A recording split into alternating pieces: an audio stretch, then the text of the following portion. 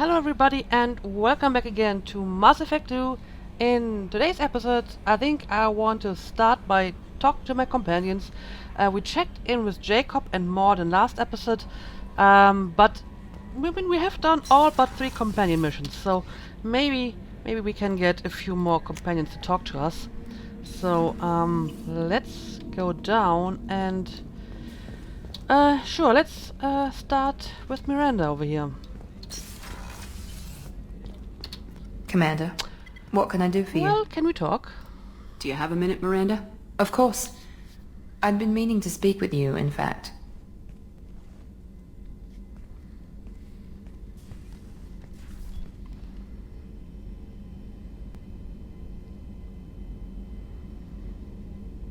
I wanted to apologize. I didn't fully believe you'd be up to the task, and it seems I was wrong. Frankly, based on what I've seen, I wish Cerberus had recruited you earlier. I probably wouldn't have agreed to it earlier any more than I would have agreed to it now if I had the choice. But so yeah, I wouldn't have joined, you know, if I had have a choice. I trust you, but I don't trust Cerberus. Your experiments cross the line. All the time, yes. But I recall a Spectre who crossed a few lines while hunting down Saren and the Geth. And we'd be lucky to have you. Too many join us out of simple xenophobia. We need more people here for the right reasons. And what are the right reasons? What was Cerberus trying to prove by experimenting on children like Jack? A mistake, no question. Not mine. And one that was corrected once we discovered the extent of the experiments being performed.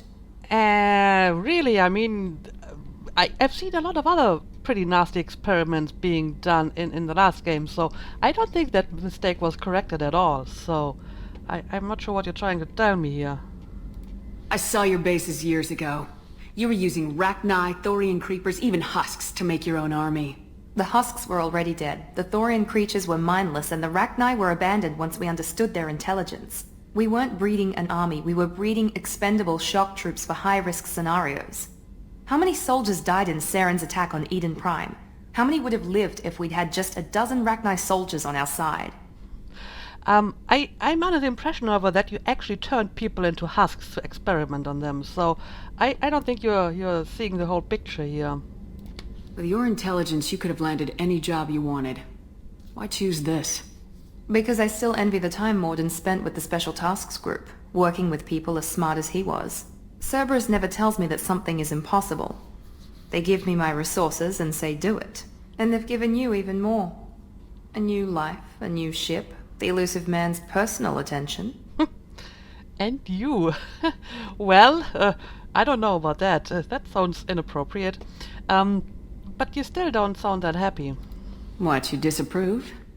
No. I'm just impressed. You're... well, look at you. A spacer kid, educated with on-ship tutorials, no strong foundation for stability.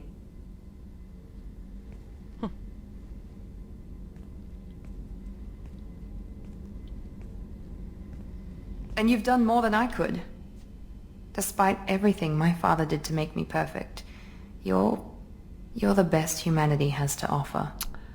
Well, some things you can't just, you know, create in a lab. But yeah, you always bring that up. You always bring up your genetic tailoring. It really bothers you, doesn't it? This is what I am, Shepard. I can't hide it. The intelligence, the looks, even the biotics. He paid for all of that. Every one of your accomplishments is due to your skill. The only things I can take credit for are my mistakes. That is a very depressing outlook on yourself. But this is actually something that I always like about my character. This is also why I, usually don't play, mages or biotics or something like that, because I want to play people that are kind of normal, that have, a normal upbringing and are basically just ordinary quote-unquote people, and that really only get where they are because they work hard and they acquire the skills that they need. And so I kind of like this conversation here because it highlights that Shepard is pretty much just a normal person, and she isn't really special in the sense that she has any, gifts that were given to her at birth or in some other way, but that she got herself where she is because, you know, she did it all by herself. But yeah, sure, let's make her feel better about herself. We need to encourage our crew, right? You're not coasting on good genes, Miranda. Your ability and your dedication speak for themselves. Thank you, Commander. I appreciate that. All right. I should get back to work, but thank you for coming by. Little pep talk for Miranda as well, and suddenly we ended up in her sleeping chambers. All right, let's continue our trip through the ship. The commander's put together an impressive team. I've never worked with so many aliens before. They're a small army. We might just pull this mission off. Well, I'm sure we will be able to do that. Okay, let's talk to Garrus next. Shepard, need me for something? I just want to talk. Have you got a minute? Sure, just killing time anyway. Optimizing weapons charges, planning attack vectors, you know, relaxing. Okay. I'm still trying to figure out how to prepare for this mission. Humans don't deal with stress the way Yeah, Turians do. this is the same discussion again that we had before. And I don't want to do the Garrus romance. Can I somehow turn this off? Thanks for the talk, Garrus. I'll see you later. Let's just exit Sure here thing. again and maybe try to talk to him again later. I'm not sure if I have to use certain dialogue options to get him to tell me something else, or if he just keeps on repeating this until I either take the romance or whatever. I don't know if she has any new dialogue. How may I help you, I Commander? don't think she has. I'll see you later, Doctor. Commander, Alright, in that case, let me check my other companions. Thane is in this place, right? So, let's talk to him next. Do you need something? I want to talk about you. Have a few minutes to talk? Very well. I had been recording a message for Kolyat. How are things going with him? It is difficult. All things worth keeping are. I never explained. I suppose the story of my wife's death took you by surprise. Yeah, but this isn't really my business, so it's okay that you didn't tell me about it. I figured you'd explain to me when you were ready. I appreciate your patience. I kept my work clear of our home life. I assumed that would be enough to protect Erica. That memory I mentioned before. Laser dot trembles on the target's skull. The smell of spice on a spring wind. Sunset eyes defiant in the scope. That was Erica. That was how I met her. She saw my targeting laser as she walked by and threw herself in the way. Tell me about your marriage. So how'd she go from blocking your shot to having your children? I had to meet her. The memory possessed and endowed me. I fell on my knees before her, begged her pardon. She introduced me to the world beyond my work. Eventually, she forgave me. Later, she loved me. Okay, and how do you react to that? I guess she impressed you. She woke me up. Her body trembles, not fear. Indignation. Her mouth moves. How dare you? You and I trained to sacrifice ourselves to save others. How often does a civilian step in the way of a bullet to protect someone they've never met? I thought she was the goddess Hirashu. She met my eyes through the scope, and my purpose faltered. Okay, interesting way to meet your future wife, indeed. So what happened to her? When you talked to Kolyat, you said she died. I let myself become complacent. I thought Erica and Kolyat were safe. I stayed away too long, and my enemies came for her. Who was that? Who came for her? Batarians, a slaver ring that was preying on Hanar outer colonies. I'd killed their leaders. They paid the shadow broker to find out who I was. But they were afraid of me, so they went after her. Well, I'm not here to judge him, so just go on. You told Kolyat that you hunted her killers down. Erica woke me up. When she passed, I returned to my battle sleep. My body hunted her killers, murdered them. I was taught to grant death quickly, cleanly, to minimize suffering. Them, I let them linger. Yeah, because revenge always works out so well. Your body did, not your soul. Well, this is apparently the a Drell way to look at it, right? So that somehow the body can do this independently, and the soul is somehow not involved in this very, very strange way to think about it. And yeah, maybe you shouldn't tell your son about that. That may not be a good influence on him. I don't think that's something you should share with Kolyat. Erica helped me carry my burdens. With what time I have left, I must help him with his. I haven't spoken about my wife, and I don't think I ever have. I didn't have anyone left to tell it to. Really? I want you, Thane. What? Really? Really, game?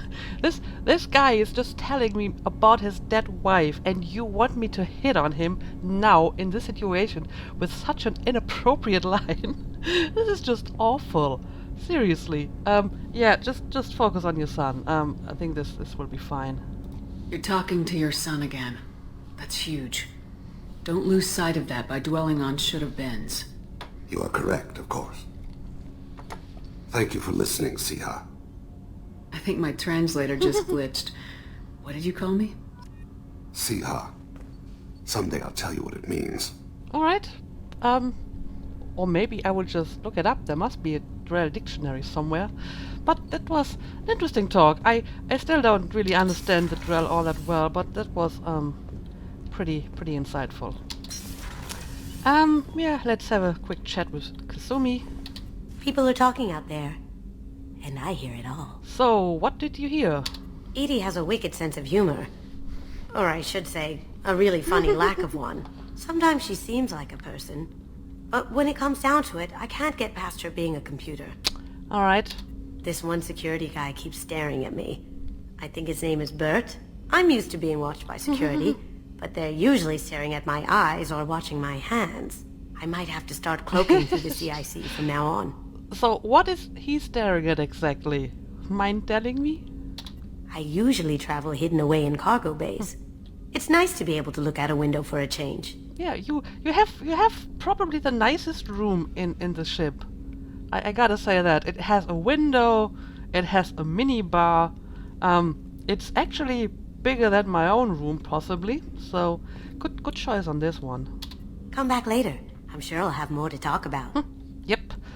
And as you know, whenever I'm visiting Kasumi, I need to get a drink, because that's what Shepard does. Because she obviously has a drinking problem, which we will probably address once this job is over. Oh dear. Okay, but we have more people that we can talk to, so let's talk to Samara. Well, she probably doesn't have anything to say, because I hope we can go to Omega soon. yeah, we need to I'll think about that. get her Meanwhile, I have to go. Of course. companion mission done first. So let's leave her alone for now. We're done with this level of the ship. Let's go to engineering. I think this is Grunt over here. Shepard. I want to talk about you. Just checking in. How are you doing? I was just sitting here thinking. The picture, I'm finally starting to get it. There's a tank imprint, the battle at Canrum. A dead Turian, stripped. You don't see them out of their armor much. A Krogan boot on his head, and a claw hammer. It's under the brow plate, pulling it back, right? Eyes have gone black, and you see tension in the muscle. You can feel it ready to snap. I get it. Can you give me some context on that? Canrum isn't ringing a bell. Death of Shiagar, female warlord. Turians killed her, so they were hunted down and made examples. Even if they won the war, it was the last push before the rebellions ended. Okay. And what is so funny about it? Maybe I had to be there, but I don't get the joke. There's no joke. It's just great. It's a Turian, and he's being torn apart for what they did. I felt nothing before, but now I get it. It was a good fight. The enemy was destroyed to punish them all and send a message. I get it. I hate Turians. I thought you'd be glad. Okay, no, I don't really like hearing this. I don't know if I'll be coming down here for these talks anymore. Whatever. Don't have to be friends to fight good enemies. Just thought you'd like to know I'm finding reasons for my own battles. And your reason is that you hate Turians. Okay, I'm not sure what to think about that. Maybe it's a Krogan thing, but it's kind of disturbing, to be honest. Yeah, let's check in with Zaid.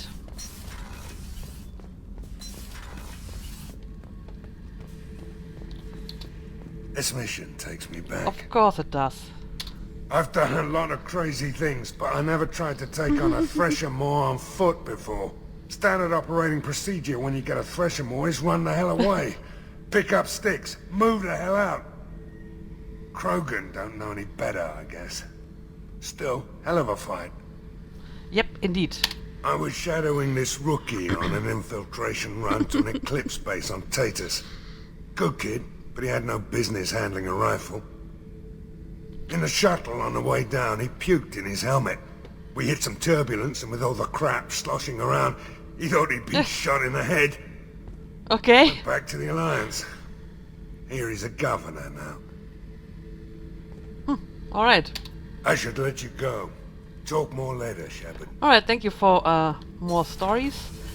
I guess Tali and Jack both still need their companion missions finished, so they probably won't talk.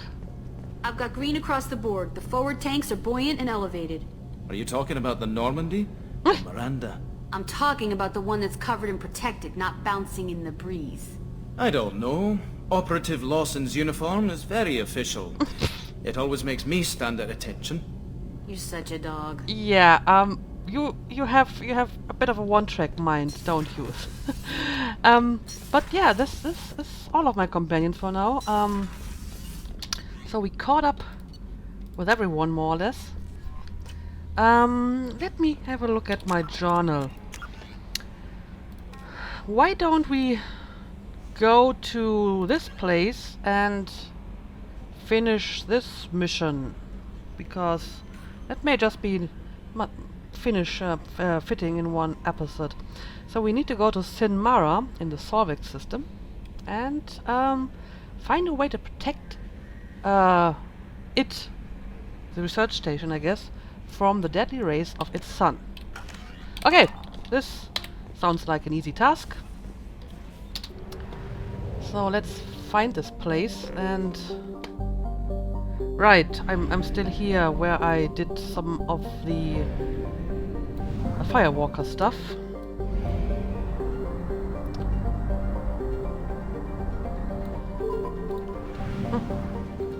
And you know what? Let's actually check out these planets before we continue. Ishasada, a gas giant. Ishasada is composed mostly of hydrogen and nitrogen. Its orbit in recent years has taken it close to the mass relay in the system, making it a popular stop for scoop ships to refuel the hydrogen in their thrusters before moving on. Alright, nothing too interesting on this planet. Pahur. By normal standards, a large rock planet, Pahur Fiery, is constantly scorched by the white bright giant it orbits. A dense atmosphere featuring hydrogen, helium and clouds of vaporized magnesium float over its iron-rich core, making for a truly hellish landscape. Its spectacular temperature prevents any practical exploitation. Well, maybe nice planet for some scanning, but I don't need to do this now. And Sarapai. Sarapai, ever upward, is the second planet orbiting the white star Tasra. Salapi's pressure cooker atmosphere of carbon dioxide and ethane serves as a greenhouse to an already boiling hot surface. Cobalt compounds are frequently found on its crust, giving spectacular blue tinges to its land. Scans from orbital probes indicate its crust contains deposits of platinum likely to be as unexploited as its sister planet Pahua.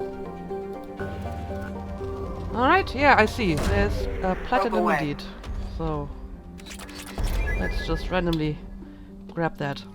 Okay, but I really don't want to stay here. I want to move to my next mission, which is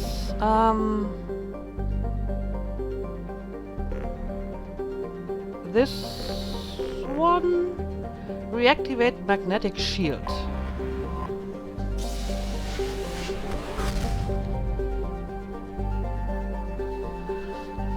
Okay, I need to go to the Solveig. I actually have been there before because I found this mission by random planet scanning, I believe. And yes, I actually scanned all of these systems, and this one must be new because I would have scanned it if it had been before, had been there before. Okay, let's it's the moon over here. It is. Okay, yeah, let's land and let's do this.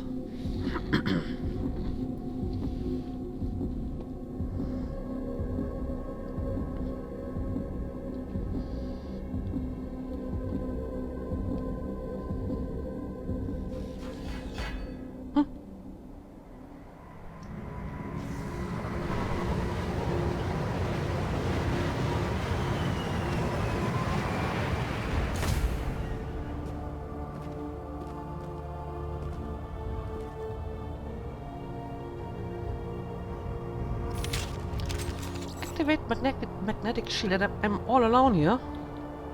Hang on, let me see what exactly I have to do here. Activate the magnetic shield, protecting the research station from the unstable local sun. Huh. Okay. How would I do that? Where am I anyway? Why? This is an interesting construct. Let me shoot these boxes just to see if there's anything inside.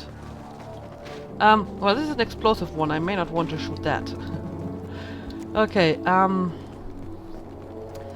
Station Central Control Terminal.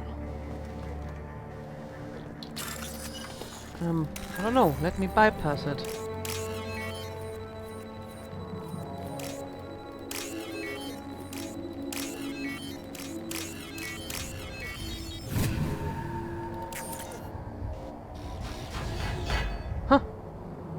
Well, something happened.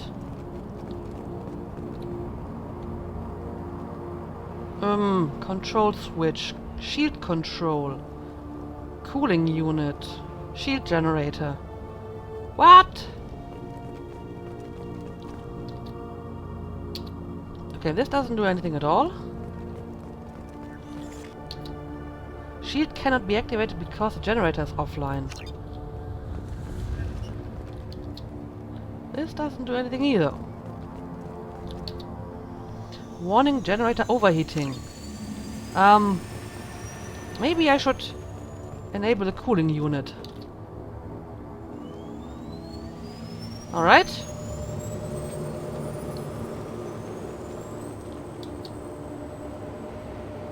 I don't know what's going on here, but it looks like something activated.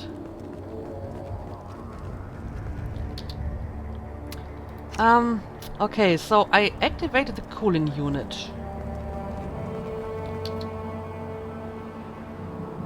Oh, I see. If I switch the control, then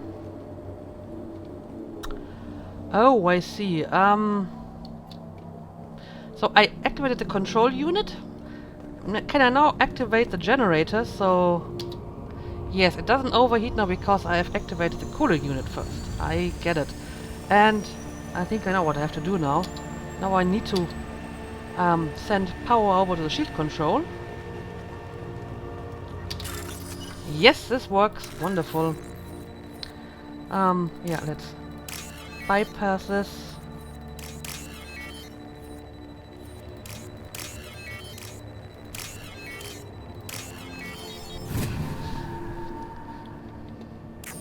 And done. Okay, I think I did something.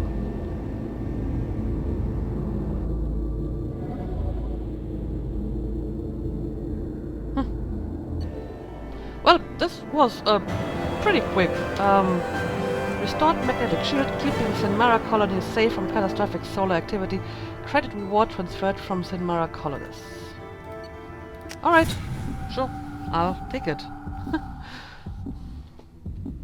Yeah, some of these side missions are pretty short, so that was unexpected. Which means I need to find something else to do for the rest of the episode, because it's a bit late to start an actual mission. But I actually leveled up from this, so let's use these points.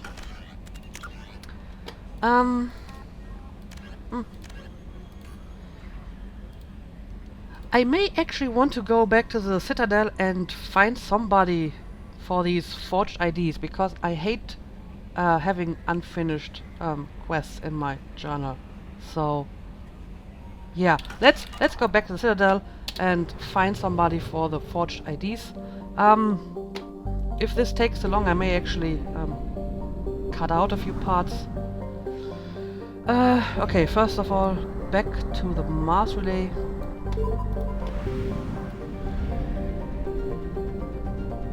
Let me grab some fuel.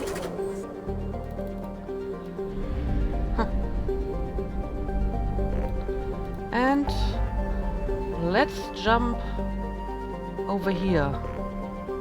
Also, people have been telling me I should go to the local cluster and scan Uranus. I don't actually have to explore these planets, so let's launch some probes. There's nothing of interest on this planet, but maybe I can find at least some resources. Well, I guess this works. Really, Commander? Yes, really. I want to do this. I want to do this. I want to probe Uranus. I get it. Uranus. Yes. This is ridiculous. Launched. Okay. Been there, done that. But I mean, I kind of want to have a look at Earth too. Let me see what Earth is doing. Oh, look at it! Isn't she the most beautiful planet that we found in this universe so far?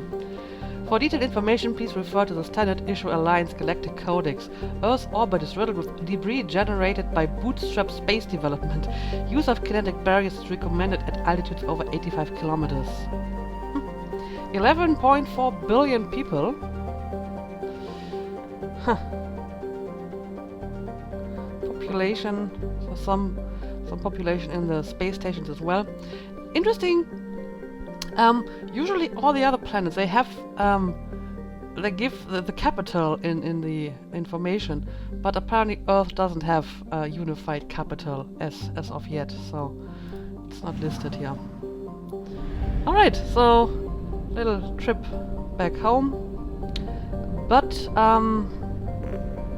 I actually want to go to the Citadel and find somebody to take these forged IDs off my hands.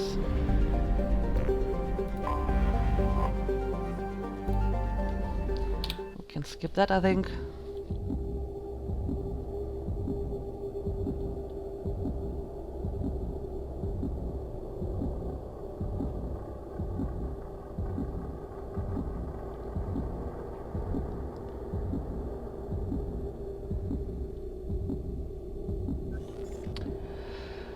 Alright, let's take... Grunt and... Samara, maybe?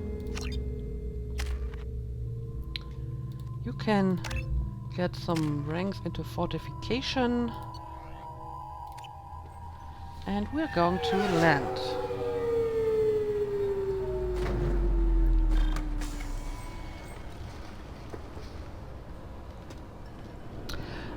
And yeah, I will just, you know, run around this place a little bit and see if I can find the people who want those IDs, or if I can find anything else, I will bring you back.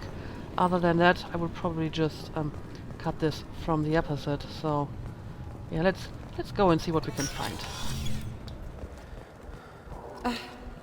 I can't believe these humans. No fly lists? What did they turn this place into? Alright, look at that. I've been running around this place a little bit, and I think I may just have found something. Kalara told me. Let's talk to her. I overheard you talking. Having a problem? It's a private matter. Well, maybe I can help you. Give me a chance, I might be able to help. I don't see why you would. Since your kind gained a seat on the council, they've taken over CSEC customs. There are hundreds of new security checks and travel restrictions. We've been flagged as a potential risk for Geth infiltration. They won't let us board a ship back to Asari space. That seems kind of paranoid. Okay, tell me about this risk. Why would they consider you a risk?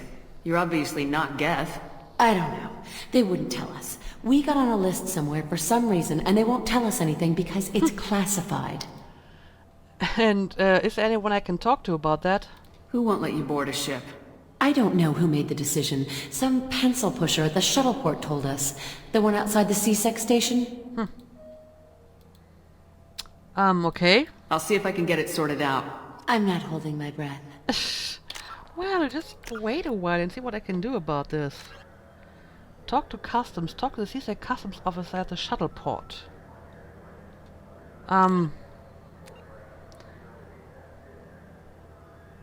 False positives. Well, apparently this is the forged ID quest, but now I'm supposed to talk to the customs officer.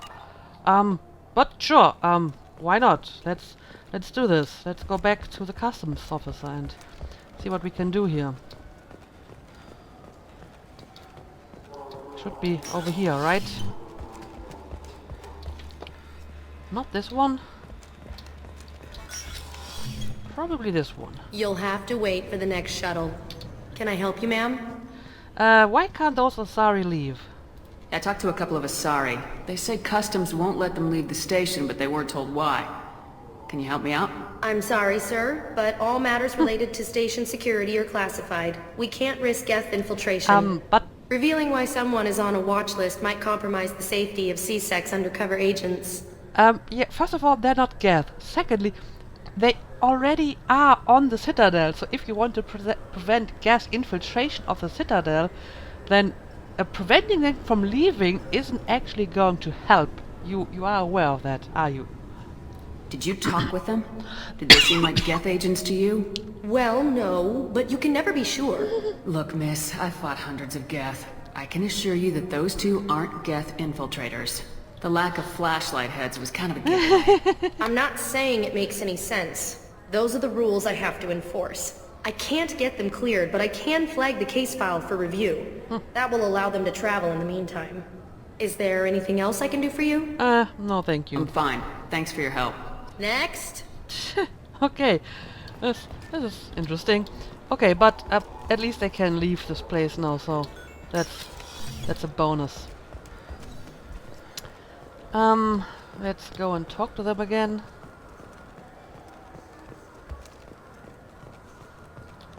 So? They let you leave. I have forged IDs. Oh, I could give them the IDs now. But I mean, I convinced them to take them off the no-flight list, so this may actually be better because if somebody notices their forged IDs, that could get them into trouble, right? So now let's just tell them they can leave. Good news. I convinced them to let you go. You what? How did you do that? Friendly persuasion. I explained how their methods are flawed. I fought a lot of Geth in my time. Few have. How unexpected. We should get ready to leave. There should be another ship heading to Thessia tomorrow. Alright, and I guess this quest is done now. Yes it is. I didn't even need the false IDs. Alright, so yes, another quest finished, very nice. So let's end the episode here. And I guess in the next episode we will continue with companion missions, because there are still a few that are open. So, thank you for watching, and see you again next time.